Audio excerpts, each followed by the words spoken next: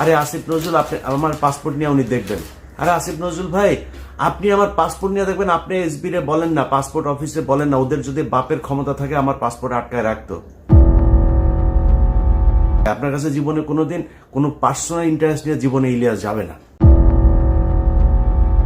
আরে বেটা, তুই যে চেয়ারে বসিস ওই চেয়ারটাই তো জোর করে দখল করে। শেখ হাসিনা কি তোর কি ওইখানে বসাইছে? তুই নির্বাচন করে আসছিস, তুই কোন সংবিধানের কোন ধারায় তুই এই চেয়ারে বসছিস?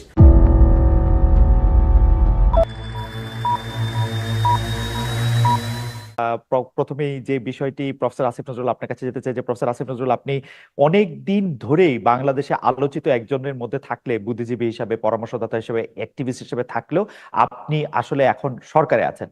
জি আসিফ ভাই, আপনার প্রোগ্রাম শুধু এখন লাইভ স্ট্রিমিং হচ্ছেই না, অলরেডি আমাদের সাথে 3,500 দর্শক যুক্ত হয়েছেন।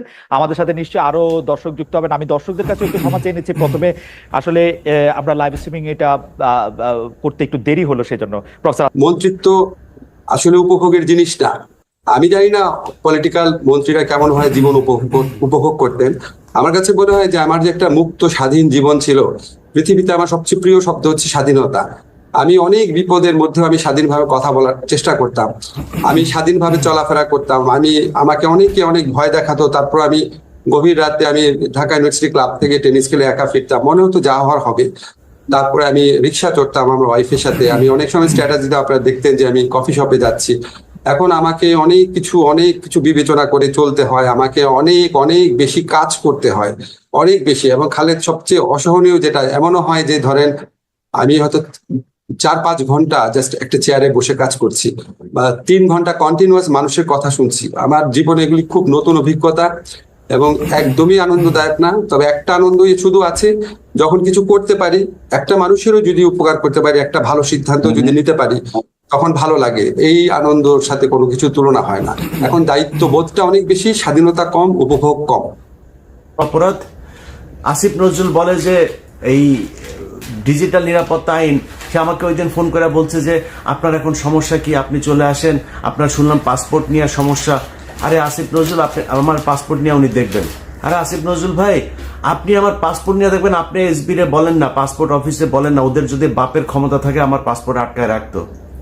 ওদের বললেন ক্ষমতা থাকে, উনি আমাকে এই হেল্প করতে চায়।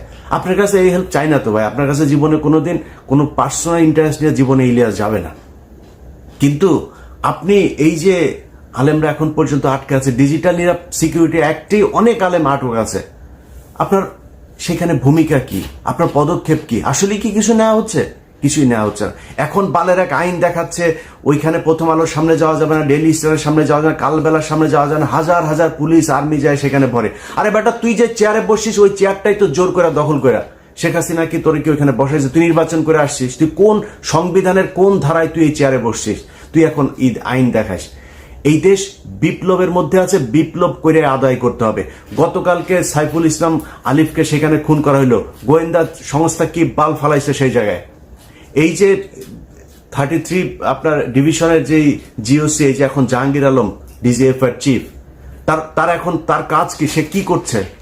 আসামিরা বাংলাদেশের ভেতরে এখন পর্যন্ত আছে, সে ধরছে না কেন? হত্যা মামলার আসামিরা ঘুরে বেড়ায়, তাদেরকে ধরা হয় না। কাজ কি আর্মির, সেনাবাহিনীর, গোয়েন্দা সংস্থার কাজটা কি? সাইফুল ইসলাম যে বের হলে ওকে মারবে জানে না?